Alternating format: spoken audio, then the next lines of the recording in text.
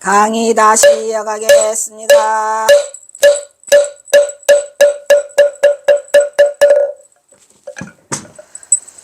후, 벌써 2장으로 넘어왔어. 빠르다.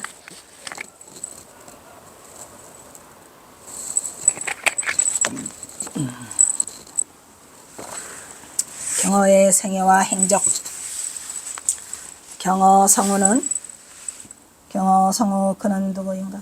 우리는 오늘날 경어가 열반에 든지 어느덧 100년의 세월이 맞고 있다. 이렇게 한 세기의 세월이 흐르는 동안 교계에서는 경어의 기라성 같은 제자들인 수어를 비롯하여 해월, 이 해자 틀렸네. 해자 틀렸어.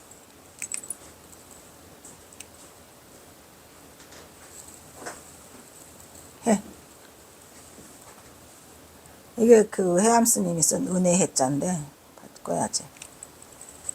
지혜 해자로.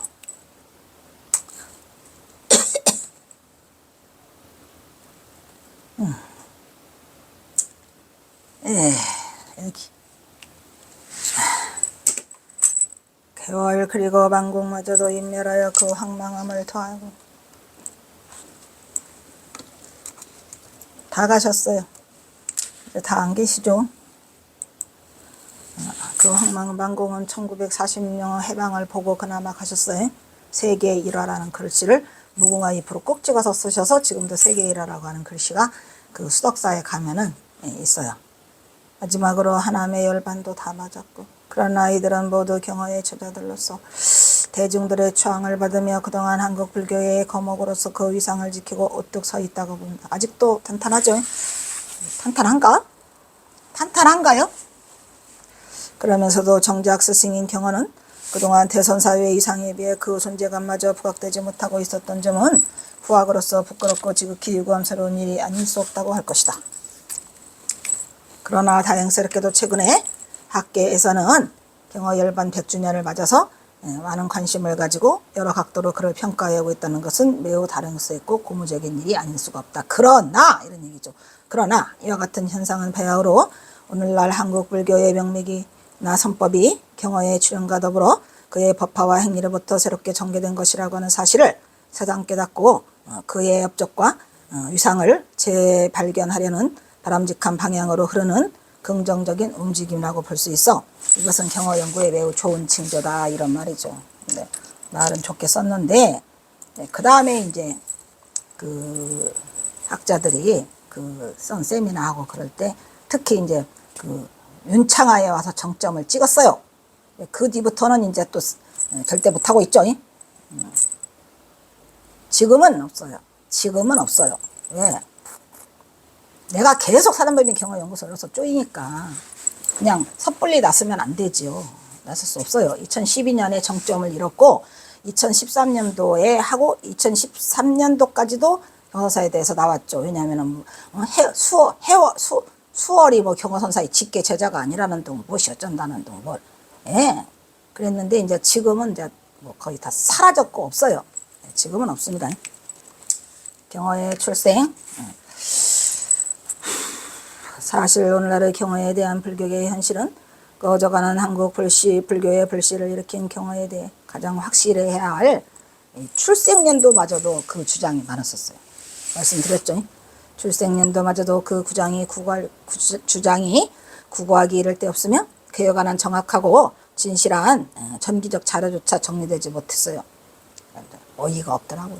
처음에 제가 박사 논문 쓰려고 하니까 우리가 누구나 세상에 태어나서 그 사람을 인물을 연구한다는 거는 그분의 출생과 출생이죠. 당연히. 그죠? 출생 연도조차도 경어선사가 흔들거리고 있더라니까. 얼마나 경어선사에 대해서 왈가왈부하는 사람이 많았으면 그래서 안타까웠어요. 그래서 경어선사 출생연도는 정확하게 1849년생인데 46년생으로 출렁이고 있더라. 그 출렁이 바다는 김지겸 박사가 범인이더라 했죠. 덕숭선악이라는 곳에서 동대 총장. 그래서 어이가 없었고 그거를 바로잡기 위해서 저는 2013년에 천장함에서 경어선사 바로알기 세미나에 참석해서 주장을 했고 지금은 계속해서 내가 주장하는 덕분에 그래도 인터넷에서 거의 99.99%를 몰아냈어요. 지금도 1946년생이라고 한다면 그 인간은 잘못된 거죠. 바꾸셔야 돼요. 그래서 표리하고 있는 현실임을 감안해 보면 또한 후학으로서 그 허물의 질책을 변할 수 없다 하겠다. 현재 가나선을, 이거 틀렸네. 가나선. 이 선자를 이거를 그 불체 선자를 제가 많이 썼더라고요. 왜냐면 이 선자가 맨 앞에 나와요. 그러니까 푹 누르고 그냥 가버리는 거야. 선.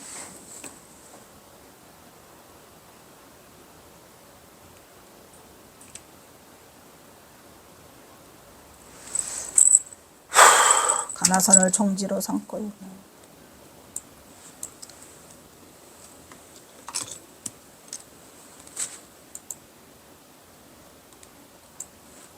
졸리네. 아이고 졸려. 총지로 삼고 있는 한국불교 현지서의 중심축인 대한불교 조계종단의 이상은 그 한국 전통불교의 중용적인 경어의 이상과 직결된다고 말할 수 있겠죠. 그런데 그냥 대한불교 조계종에서 경어선사 선양을 하나도 안 해요. 그냥 어이가 없는 거죠.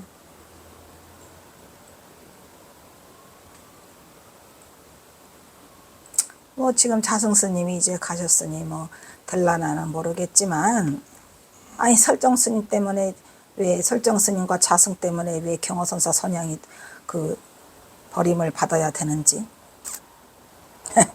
아이가 경어의 이상과 직결된다고 말. 그래야 우리 후학들은 새로운 시각으로 경어에 관한 여러 가지 미익판 연구들을 종단을 초월해야 돼. 문중을 초월하고 종단을 초월해야죠. 왜 덕승문중에서만 경어선사를 해야 합니까? 범불교적인 관점에서 시급해 행해져야 한다고 본다. 어이가 없어요.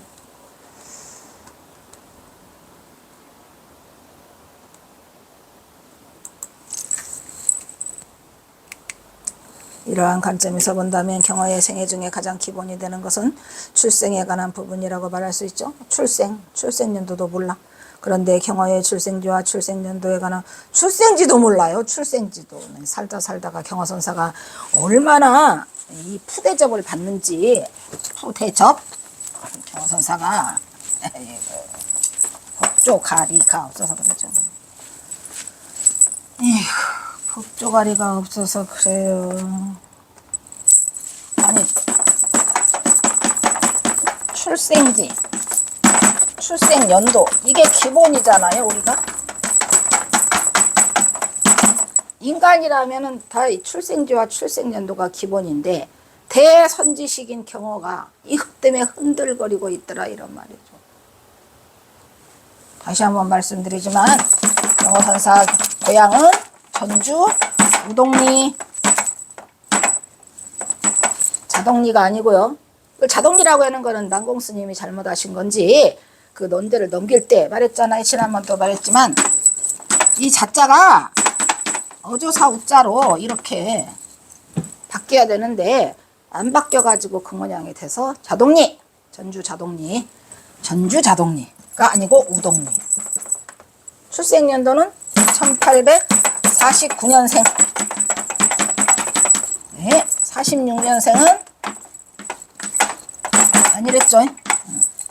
김지겸 박사 때문에 3년이 잘못됐다고 했으니까 절대로 그거는 바꾸지 마시고 경어선사를 우리의 스승으로 하면 이런 거는 뭐 하나 외워놓는 거 좋죠. 그래서 경어 연구에 있어서 가장 기본적인 부분으로 무엇보다도 가장 시급한 분야라고 말할 수 있을 것이다. 그래서 이거 정리하느라고 한참 걸렸어요. 그러다가 경어선사 고향 자동리를 찾으러 15번 내려가, 진짜 15번 내려갔는데 16번째 전봉준이 걸려들었죠.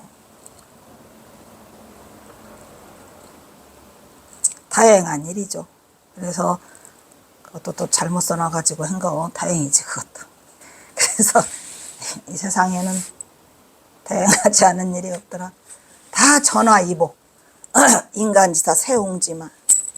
경어의 출생을 알아보는 데는 그가 출생할 당시의 사회적인 배경과 불교적인 배경부터 살펴보기를 하겠다. 살펴볼 거 없어. 다 알았는데 뭘. 그죠? 어찌됐건 경어선사에 대해서 그 고향이 자동리에 대해서 잘 안 돼가지고 굉장히 많이 힘들었어요. 왜냐하면 그냥 전주 자동리가 있으면 끝나요. 전주 자동리가 있으면. 에이. 응?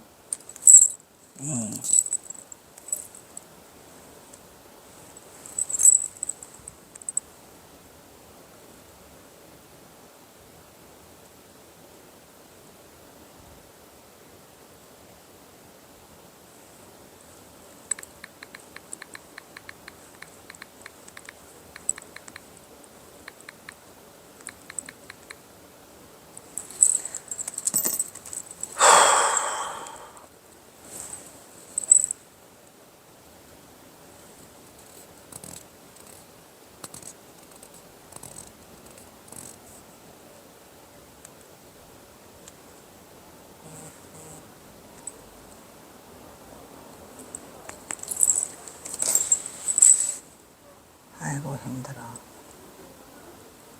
아이고 힘들어. 이놈의 왜 인간들은 왜 이렇게 복잡하게 만들어. 하여튼 복잡해요. 사는 게. 어디까지 하다가 까먹었냐. 사회적 배경. 사회적 배경이라고 해봤자 경허선사는 구한말 세기말적 그 시기에 어려운 사회적 혼란 시기에 경허선사가 태어나셔서 사회적 배경은 근대 한국 선종의 중흥조인 경허 1849년 1912년 생전했던 당시는 19세기 중엽으로 조선 왕조가 서서히 추락하면서 조선의 왕업은 종말에 접어들었죠. 왕조의 위협은 추락했어요. 무력해. 그래가지고 서서히 몰락을 향해 가고 있었다. 그리하여 헐벗고 근질은 민초들의 삶은 철종에 태어났습니다. 경사가 철종 1년에 태어났더라고요. 아니 철종이냐 헌종이냐 에라 모르겠다. 민초들의 삶은 생존을 위협하며 심각한 철종 1년인가 보다. 헌종이 죽고 심각한 고통을 주었으며 살아간다는 것이 뼈를 깎는 고통 그 자체의 불행의 연속이었다고 말할 수 있다. 어려웠죠. 경허선사 태어날 때도 탐관오리들이 판을 쳐갖고 경허선사를 쫄딱 망하게 한 거죠. 탐관오리들이.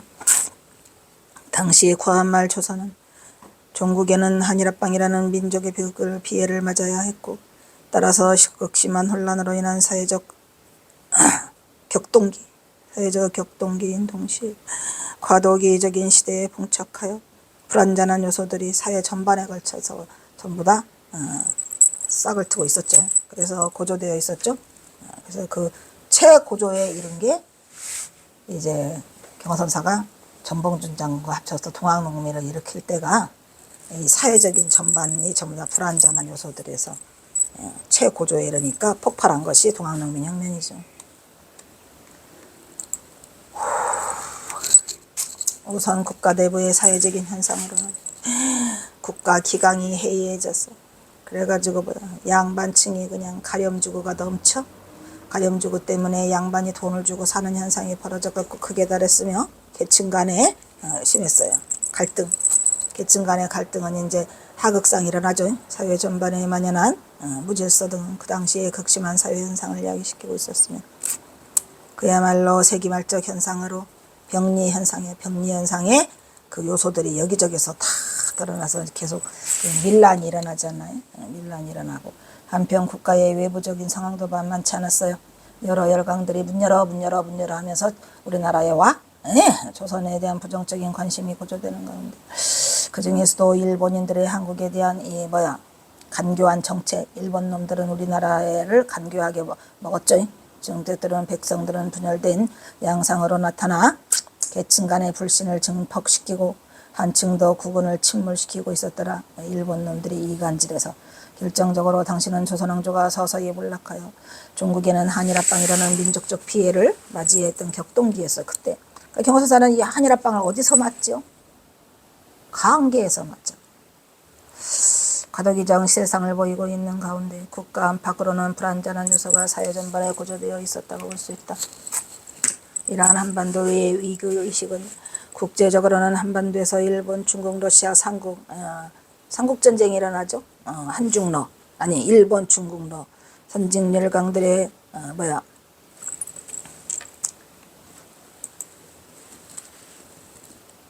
선진 열강들의 각축, 삼국의 각축이 너무 심해져서 국가의 존립이 평전등화 같은 상황에서 우리나라의 고종이 어디로 도망가죠? 러시아 공간으로 도망가잖아. 아간 파천 1898년. 그래서 프랑스는 미국, 영국 등 제국주의들이 함대를 이끌고 막 들어와 문호 개방. 그래서 난리 심해가는 현실의 급물살에 한마디로 조선왕조는 표류하고 있었죠. 다 집어먹으려고. 급기야 경화가 동학사에서 대강백으로 이름을 떨치던 당시에 1876년에는 조선의 문을 열어 안 열으면 죽여버릴 거야 해가지고 어디로 오죠? 강화도 조약, 운요호 사건 아시죠? 그래가지고 강화도 조약을 1876년에 불평등 조약이라고 해가지고 일본에 유리하게 맺죠.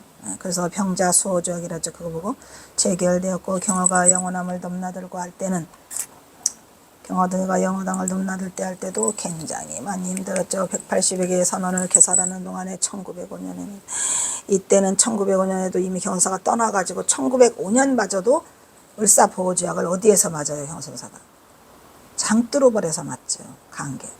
굉장히 슬프죠. 정신이 없었어요. 그냥 경선사는 쫓기고 또 전봉준 장군 동학영매는 그 와중에 망해버리고 그래서 일본의 애국가를 느끼는 을사보호조약이 체결되었다. 마침내 경화의 입적을 2년 앞두고 드디어 1910년 한일합방이 왔어. 조국의 독립을 원하고 다시 돌아갈 수 있으라고 믿었던 경화의 꿈은 깨지죠. 산산조각. 주권을 빼앗겨 일제에 가혹한 식민정체가 시작되었던 만국의 비극을 노승 경화는 풍력에서 고스란히 다 맞이했어요. 또한 국내적으로는 1811년에 홍경래인환이 일어나도 정주에서 평안도 정주에서 일어나고 1862년에는 또 진주 밀란이 막 엄청 일어나요. 그 다음에 1884년에는 갑신정변 뭐냐 김옥균. 그 다음에 1894년 그 10년에 동학농민혁명. 근데 여기서 동학농민혁명이라고 써놓고까지도 경허선사에 대해서 몰랐기 때문에 참으로 안타까운 일이죠. 이때 대밀란이었어요. 극도의 정치, 사회적 혼란이 거듭되었고 그러한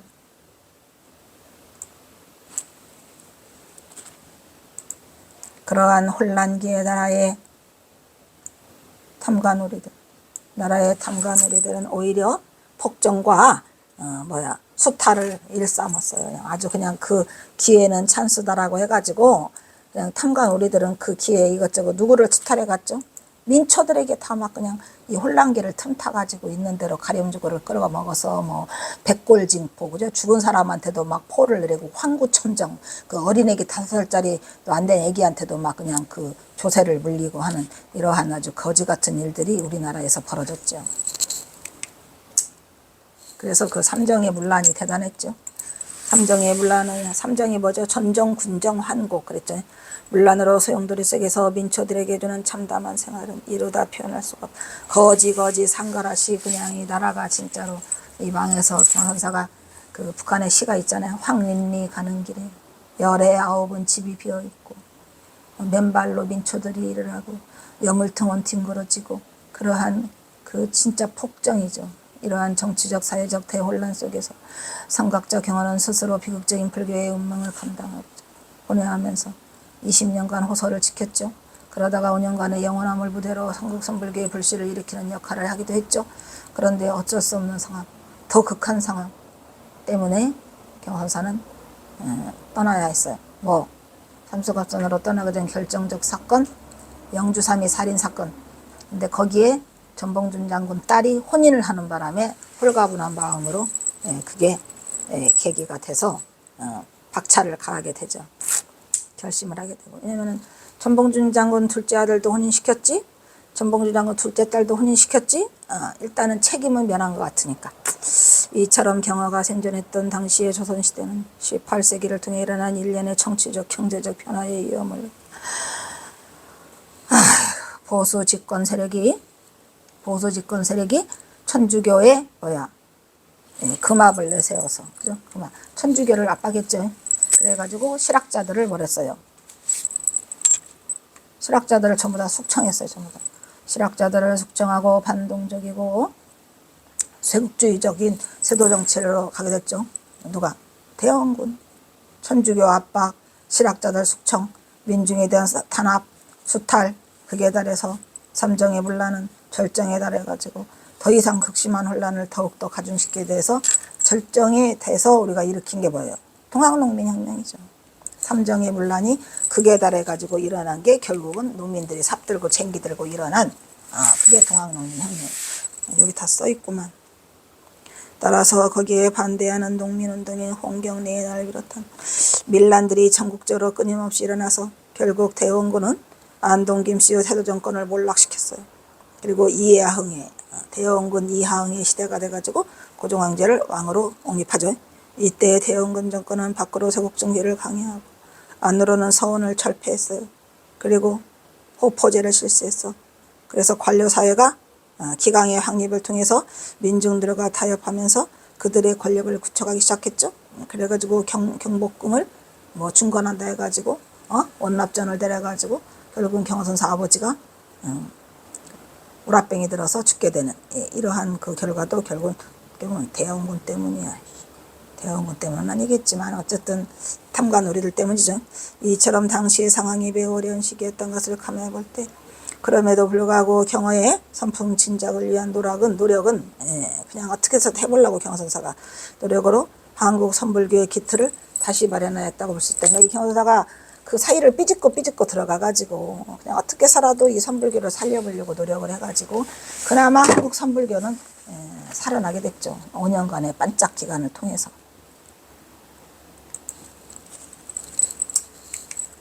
그러나 대원군 이하흥의 시대도 갔죠. 일본 놈이 들어오고 또 양용, 병인 양용, 원 양용 많죠. 그래서 그 다음에 경복궁 재건, 아까 말했잖아요. 이놈의 경복궁 재건한다 그랬다가 경화선사 아버지만 죽었죠. 빚어진 재정적인 내란, 혼란과 위생층들의 집단 반발, 왜 자꾸 그걸 없애니까, 서원을 철폐하니까. 그래서 얼마 못 가서 대원군도 무너지고 말죠. 그래서 이제 민비 정권이 들어오기 시작하죠. 그죠? 대신 들어선 민씨 정권 역시 대책이 없어. 대비가 없어.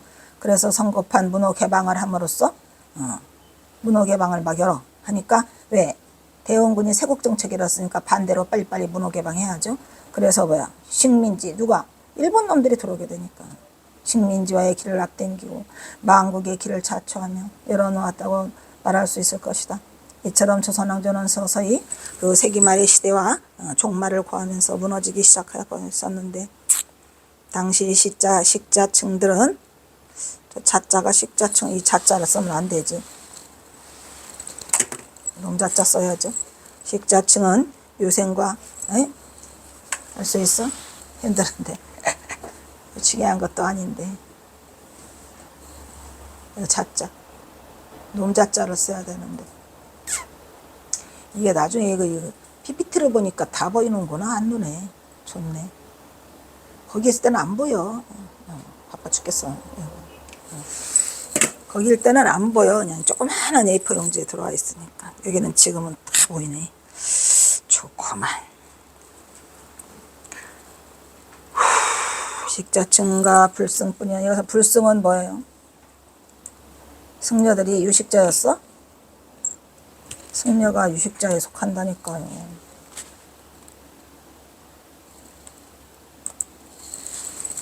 불승들 뿐이었는데 유생은 대부분 관료, 지망생으로서 그 생각과 행동이 편협해요. 고루해. 유생들이 유교니까. 조선왕조의 지배 체제 안에서 머물러 안이함만을 추구하고 부패한 정치인들 뿐이었다고 말할 수 있을까. 하지만 천주학도들하고 이 불승들은 깨어 있었죠. 어떻게 살아도 문호를 개방해 보려고 하고 했지만 유학자들은 자기네가 이미 차지하고 있는 바운다리가 있었기 때문에 그거를 지키려고 했겠죠. 이리하여서 식자층들은 식자가 이 자자로 쓰나보다 자자를 계속 나오는 거 보니까 한번 볼까? 그죠? 글자가 유식하다 해서 이 식자를 쓰나봐. 뭔가가 좀 이상해요. 한 번 더. 식자?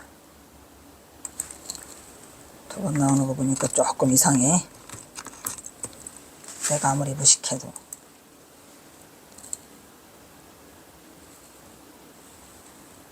아니야. 놈자자를 쓰는 게 맞아.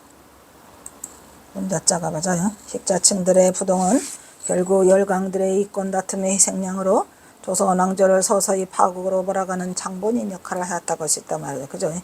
유생들이 망쳐먹은 거다 이런 얘기요. 사실 조선 왕조의 운명을 역사적으로 거슬러 가보면 조선 왕조 영조와 정조 시대 때 동아시아 정세는 급변하였다. 특히 순조 이후에는 현종과 철종기를 거치면서 허수아비죠.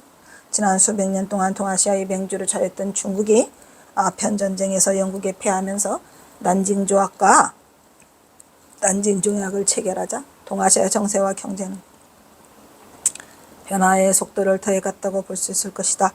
일본의 에도 막부 시대죠.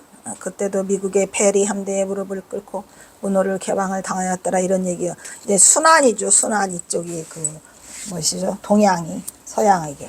그래서 이미 우리나라는 영정조 시대를 끝내고 순조 이후에 헌종과 철종에 들어오면서 허수아비가 되고 최악은 고종황제죠. 고종황제도 비운의 왕이죠. 에이, 다 운명적으로. 이후 내부적 정치 충돌을 거쳐 명치 이순으로 정리되면서 자본주의 질서로 편입되는 가운데 조선은 고종기에 들어서면서 조선인들은 병인양요와 식미양요를 겪기까지 하였다. 병인양요, 식미양요. 다 양요를 당하는 것은 뭐예요? 강제적으로 조약을 맺게 하는 거죠. 뒤이어 일본에 의해 문호를 연 1876년 이래 이모군란과 갑신정변, 동학농민 봉기, 갑오개혁, 명성황후 시대, 의병항쟁 등이 일어나면서 나라 안팎의 정세가 급변하였다고. 이 무렵 불교계의 정제 역시 아주 혼란스러웠죠. 경허선사가 여기 중심에 서 있어요. 동학농민 하면서 아무것도 못했어요. 경허선사는 동학농민 당시에도 20년 동안 호소에서 이리저리 숨어 살면서 아무것도 내세울 수가 없었어요. 굉장히 혼란스러웠죠. 그리하여 불교계의 배경은 그럼 어땠었을까? 경허선사는 1849년에서 제가 이거를 계속 강조하기 위해서 계속 썼어요. 박사 논문에. 1949년을 바꿀까봐. 46년이 아니고 49년! 선사가 생존했던 당시의 조선시대는 사회적으로 보수 집권 세력에 의한 천주교를 막 금합했어. 일세워 천주교도들을 탄압하고, 그때는 천주교가 천주교도들을 싫어했죠. 처음에 들어와서 실학자들을 숙청하는 등 세국주의적인 세도 정권을 수립하여 민중에 대한 탄압과 수탈을 강화하여 소리 삼정에 물나는 그 정점을 이루고 있었다고 볼 수 있다. 조선왕조의 500년 동안 불교는 억불승효의 희생양으로서 불승은 그 사회적 지위가 천민이야. 8천민에 속했다 이 말이죠. 중을 8천민에 속해놨어요. 더욱이 조선왕 그리고 그때는 중이라고 그랬죠. 조선 물교는 왕조년의 오랜 세월에 걸쳐 핍박을 받아왔기 때문에 구한말 그 당시 불교의 교세가 극히 침체된 상황이냐. 아주 그냥 바닥으로 떨어지고 나락으로 떨어진 때라 경허선사도 8천민이라 어디 가지도 못하고 사대문왕의 도성출입도 못할 정도로 그 중의 그 위상이 추락돼 있었어요.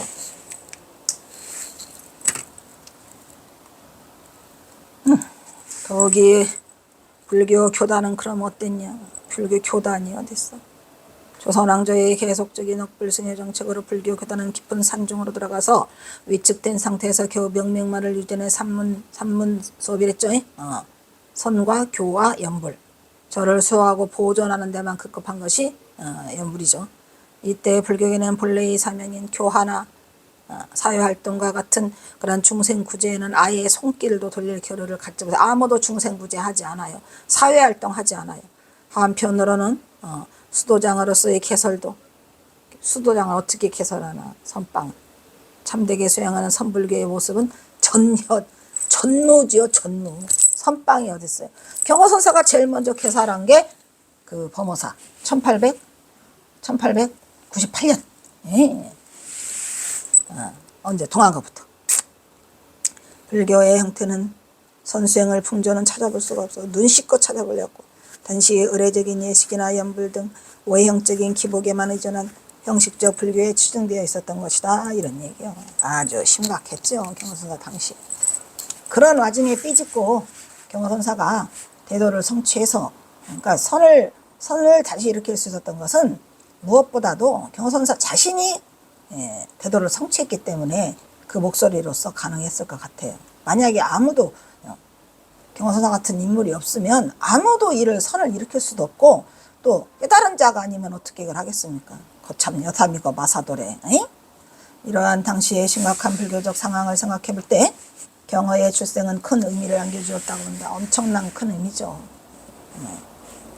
특히 조선에 대한 일본의 침략이 진행되는 과정에서 일본은 불교를 조선 침략의 도구로 삼아가지고 그놈들이 뭐하고자 조선 불교를 먹으려고 하는 야욕을 가지고 있었기 때문에 경허의 출현은 세상에 중생의 자각을 일구는 선불교의 등장은 더 큰 의미가 있다고 말할 수 있겠단 말이에요. 경허의 출현도 대단하지만 또 선불교의 등장으로 굉장한 의미를 가지고 있죠. 당시 일본 정부는 일본 불교계에 대한 조선에 와서 포교할 것을 종용했어요. 일본 불교계에 와가지고. 그래서 제일 먼저 들어온 게 무슨 종이 들어오죠? 일련종이 들어오잖아요. 산호 젠네이. 그것은 힘입어 일본의 각 종파들이 조선에 다투어 진출하게 되고 이때 조선에 건너온 일본 성녀들은 조선불교의 발전을 위해서 자기네가 애써준다 해서 그 명분을 내세워가지고 조선불교에 잠식할 그런 이유를 만들기 위해서 뭐를 해줘요? 고종황제한테 도성출이, 승려의 도성출이 해제를 건의하게 되는 거죠. 일련종의 산호 젠네이가. 그래서 그것이 또 하필이면은 그것이 그 건의가 받아들여진 게 전봉준 장군 사형 언도일이었어요. 사형 언도일 날 그거를 받고 그날 새벽 2시에 가시잖아요. 에이, 안타까운 일이죠. 이러한 대외적인 국가 상황 속에서도 대한제국 정부는 오랫동안 소홀히 방치되었던 불교에 대한 국가 관리를 조금 해보려고 했어요. 그래서 잠시 동안 사사관리서를 설치해서 절을 또 관리해보려고. 진작 좀 하지.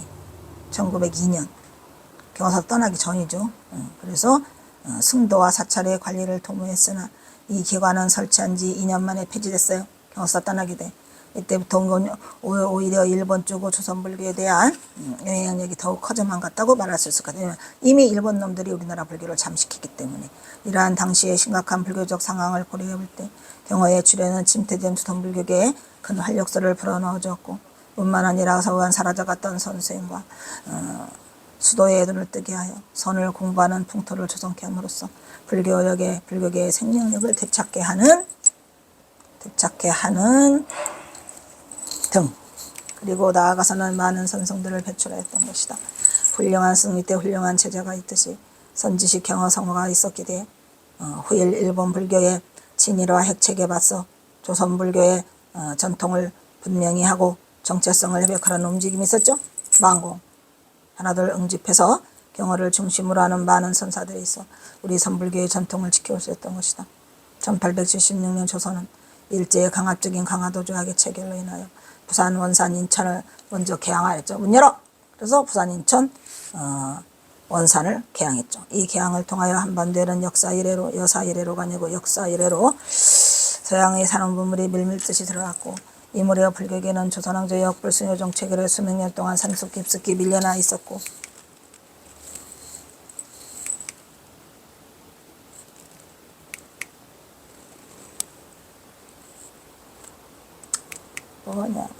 밀려나 있었고 여기에 왕조 말기에 삼전의 분란과 국간의 혼돈으로 관리와 채용유생들의 핍박을 받으며 힘겨운 천민의 신분으로 상순 생활을 하고 있었죠. 천민이야, 천만 8천민. 그러나 이렇게 핍박받던 산중 생활에서도 사찰 사는 전통적인 산중공의제를 유지하며 산중의 모든 대소사를 대중공사에 붙여 지금도 대중공사하죠. 그 대중공사가 이 대중공사 산중공의를 통해서 해결하는 등 승가 공동체의 오랜 전통을 간직하였다.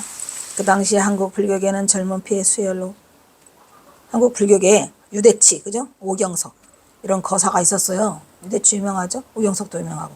개화 사상을 지은 불제자들의 나라의 개혁을 위해 깊은 고민을 하게 되었고, 유대치만이 아니라 서광범도 있었죠. 김옥균도 있었죠.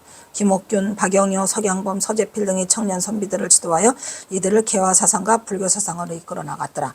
그런데 서광범이가 전봉준 장군 그거죠. 뭐 공초한 사람이 서광범이에요. 안타깝죠. 어쨌든 유대치, 오경석 이런 사람들은 불교를 많이 알고 불교의 어떤 그 저기가 됐어요. 뭐냐. 여기서 자를까? 여기에 이동인, 무불, 탕몽성과 같은 개화승들이 결집하여 개화당 결사가 탄생되었다. 이 개화당은 개화사상과 불교적 이념으로 조선의 혁신을 꾀한 사상정시 집단이라고 볼 수 있다. 불교에게도 이런 그 인물들이 있었어요. 이때 우리 불교는 오랜만에 침묵을 깨고 조선 불교의 광명이 햇살로 잠시 비치는 희망이 보이는 듯 했는데, 그것은 주로 김옥균을 중심으로 한 개화당 젊은이들이죠. 근데 깨져? 못 깨져. 그것은 주도한 정변이 갑신정변. 여기서 일어났죠. 우정국 사건 뭐 해갖고 1884년. 그러나 이 갑신정변은 민중의 호중을 얻었죠. 그래서 급진적인 지도충만의 정책으로서 실패를 봐요. 그래서 뭐라더라, 성공하지 못해. 그래서 통곡의 3일차나라고 하잖아요. 우리가 3일 동안만 정변을 일으켜서 나라를, 통곡의 3일차나로 그 종지부를 찍고 난다. 갑신정변에 실패한 개화당은 대부분 일본으로 망명했고, 불교계의 소중한 개혁 열사들도 다 유실되고 말았죠. 잠깐 김옥균 있었어요. 그죠? 있었는데 그냥 한순간에 다 무너져 버리고, 김옥균이 그걸 실패하는 바람에, 갑신정변을 실패하는 바람에 통곡의 3일차나로 3일간이 나라를 잡았는데, 그 뒤로 가서 불교계는 다시 희망을 잃고 말은 거죠.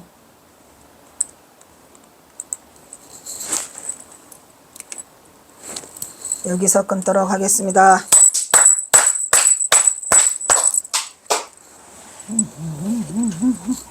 아!